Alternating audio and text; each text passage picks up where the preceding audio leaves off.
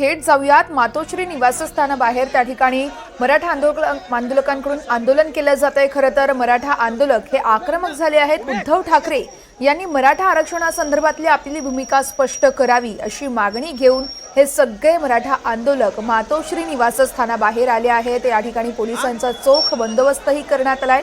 तर विरोधी पक्ष नेत्यांनी मराठा आंदोलकांसंदर्भात मराठा आरक्षणासंदर्भात भूमिका स्पष्ट करावी यासाठी अनेकदा मागणी होत होती। तसेच जरांगे पाटील यांनी देखील अवघ्या काही दिवसांपूर्वीच सांगितलं होतं विरोधकांनी आपली भूमिका स्पष्ट करावी। सत्ताधाऱ्यांकडून विरोधकांकडे बोट दाखवलं जात होतं, कारण सत्ताधाऱ्यांची आणि विरोधकांची अर्थातच सर्वपक्षीय नेत्यांची बैठक ज्यावेळेस आयोजित करण्यात आली होती त्यावेळेस विरोधकांकडून मात्र त्या बैठकीला कुठेतरी नकार देण्यात आला होता। विरोधकांचे काही प्रतिनिधी आहेत ते बैठकीला उपस्थित राहिले नव्हते, त्यामुळे सत्ताधाऱ्यांकडून विरोधकांकडे बोट दाखवलं जात होतं। आणि त्याच अनुषंगाने सध्या जरांगे पाटील यांनी देखील काही दिवसांपूर्वीच विरोधकांनी आपली भूमिका स्पष्ट करावी असं सांगितलं होतं। त्यानंतर आता मराठा बांधव हे मातोश्री निवासस्थानाबाहेर पोहोचले आहेत आणि उद्धव ठाकरे यांनी मराठा आरक्षणासंदर्भात आपली भूमिका स्पष्ट करावी ही मागणी घेऊन हे सगळे मराठा आंदोलक हे मातोश्री निवासस्थानाबाहेर पोहोचले आहेत। सध्या मोठा पोलिसांचा बंदोबस्तही तैनात करण्यात आला आहे।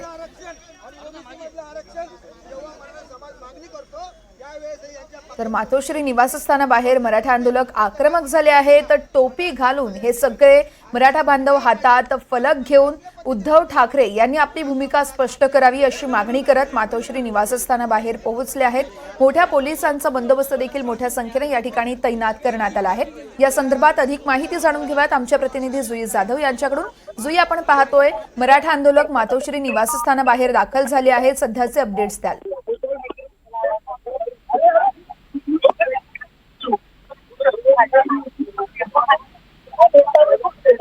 तर काही तांत्रिक कारणांमुळे आमचा आवाज जुईपर्यंत पोहोचत नाहीये, मात्र आपण पाहतोय मराठा बांधव सध्या आक्रमक झाले आहेत। हातामध्ये फलक घेऊन एक मराठा लाख मराठा अशी टोपी घालून हे सगळे मराठा बांधव कलानगर येथील मातोश्री निवासस्थानाजवळ पोहोचले आहेत।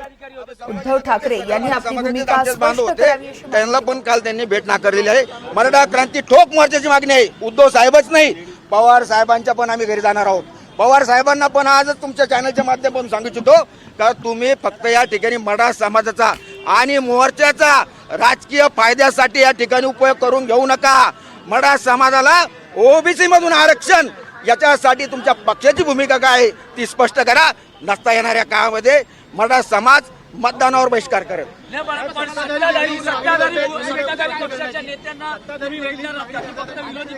आताच मी सांगितलं काय, मुख्यमंत्री उपमुख्यमंत्री यांच्या पण घरावर आम्ही जाणार। इथून सुरुवात आहे। मुख्यमंत्र्यांनी सर्व पक्षीय बैठक लावली होती, त्या सर्व पक्षीय बैठकीला हे विरोधी पक्षातलं एकही नेता आला नाही। त्यामुळे मराठा क्रांती ठोक मोर्चाचा जाहीर निषेध करतो आणि लवकर सर्व पक्षीय बैठक लावून मराठा समाजाला ओबीसी मधून आरक्षण द्यावं ही आमची विनंती।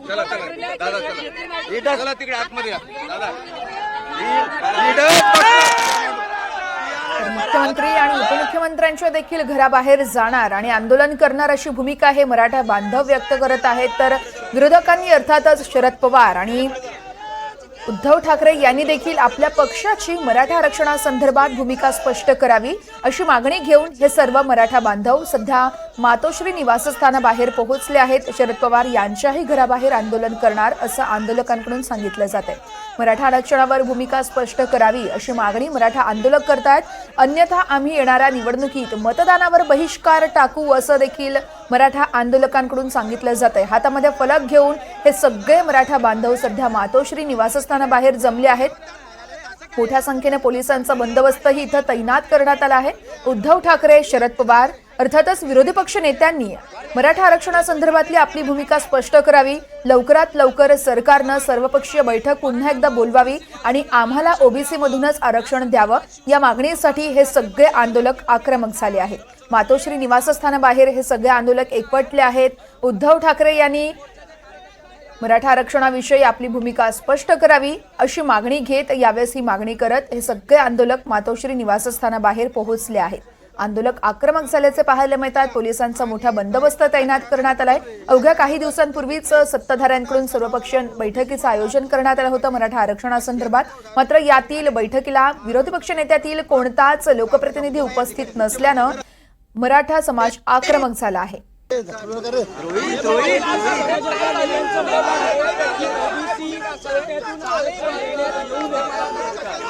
मराठा समाजाचा उपयोग निवडणुकांपुरताच करू नका. शरद पवार यांच्याही घराबाहेर आम्ही आंदोलन करणार असं आंदोलक सांगतात.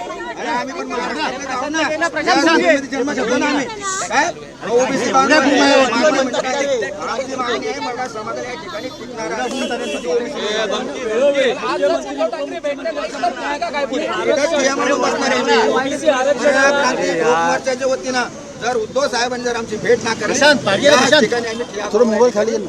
काल देखील मराठा कार्यकर्ते आले केबल घे हे प्रशांत म्हणजे मतदानाच्या वेळेस बरं का हे आमच्या दारामध्ये येतात आणि आज आम्हाला आज बघा 350 मराठा बांधवांनी आत्महत्या केल्या आहे. 350 मराठा बांधवांनी आज मराठवाड्यात येऊन बघा तुम्ही कितीतरी मराठा बांधवांवर गुन्हे दाखल या मराठा आरक्षणासाठी आत्महत्या करून आज महाराष्ट्रातला मराठा तरुण आणि हे मस्तपैकी इकडे एसी मध्ये बसतात. त्याच्यामुळं उद्धव साहेबच नाही शरद पवार साहेब असू द्या मुख्यमंत्री असू द्या दोन्ही उपमुख्यमंत्री असू द्या या सगळ्यांनी तात्काळ मराठा समाजाला ओबीसी मधून आरक्षण भेटावं म्हणून जाहीर करावं. सर्वपक्षीय बैठक लावा.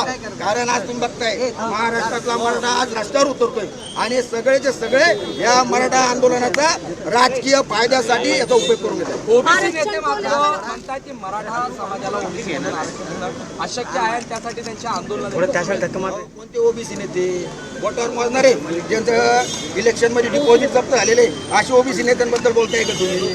अरे महाराष्ट्रातला ओबीसी समाज आजही मराठा समाजाच्या बाजूने या ठिकाणी खंबीरपणे उभा आहे. आजही तुम्ही बघा या 2-4 नेत्यांमुळं मराठा समाज आणि ओबीसी बांधवांचं भांडणं लावायचं काम जर कोणी करत असेल तर हे 2-4 ओबीसी नेते करतात.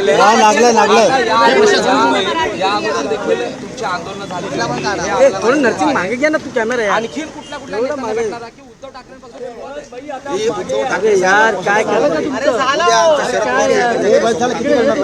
पहिले आम्ही विरोधी पक्ष घेणार कारण मुख्यमंत्र्यांनी सर्वपक्षीय बैठक आम्ही दोघेच चाललो होतो. मराठा समाजाला या ठिकाणी आरक्षण भेटावं म्हणून सर्वपक्षीय बैठक लावल्यानंतर एकही विरोधी पक्षाचा नेता या ठिकाणी आला म्हणजे यांना या आंदोलनाचा उपयोग फक्त आणि फक्त मतासाठी या ठिकाणी करायचा आहे. त्याच्यामुळे इथून आमची सुरुवात आहे. उद्या शरद पवार साहेब असतील नंतर नाना पटोले साहेब आहे नंतर दोन्ही उपमुख्यमंत्री देवेंद्र फडणवीस सागर बंगला त्याच्यानंतर अजितदादांचा नंतर मुख्यमंत्र्यांचा आमचा शेवट या ठिकाणी आंदोलन होत आहे.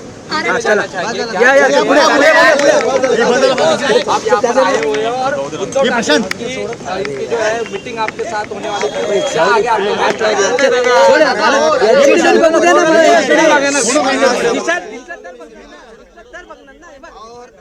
आपको हम यहाँ पे मिलने को आए हैं कि आपके पक्ष की भूमिका यहाँ पे जाहिर करिए कि मराठा समाज को ओबीसी में आरक्षण मिलने को होना या नहीं होना ये उद्धव साहब के पक्ष की भूमिका पे जाहिर करना. जब तक उद्धव साहब उनके पक्ष की भूमिका जाहिर नहीं करते हम ऐसे ही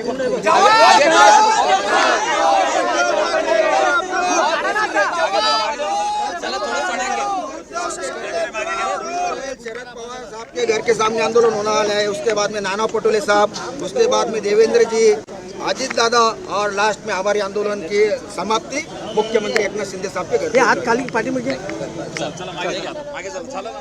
आम्ही सर्वपक्षीय नेत्यांच्या घरासमोर आंदोलन करणार आहोत. उद्या दुपारी 12 वाजता शरद पवार यांच्या निवासस्थानी त्यानंतर दोन्ही उपमुख्यमंत्री आणि त्यानंतर आम्ही मुख्यमंत्री एकनाथ शिंदेंच्या निवासस्थानाबाहेर देखील आंदोलन करणार अशी भूमिका हे मराठा समाज व्यक्त करत आहेत. मराठा समाजाचा उपयोग फक्त निवडणुकांपुरताच करू नका असं यावेळेस मराठा आंदोलकांनी म्हटलं आहे. अन्यथा आम्ही मतदानावर बहिष्कार टाकण्याचा निर्णय देखील मराठा आंदोलकांकडून दिला जातोय. मातोश्री निवासस्थानाबाहेरची ही दृश्य आहेत. मोठ्या संख्येने मराठा समाज बांधव एकवटले आहेत आणि उद्धव ठाकरे यांनी मराठा आरक्षणासंदर्भात आपली भूमिका स्पष्ट करावी ही मागणी हे आंदोलक करतात. तर मातोश्री निवासस्थानाबाहेर पोलिसांचा चोख बंदोबस्तही तैनात करण्यात आला आहे. सर्वपक्षीय नेत्यांच्या घराबाहेर आम्ही आंदोलन करणार आहोत अशी भूमिका हे मराठा बांधव व्यक्त करत आहेत.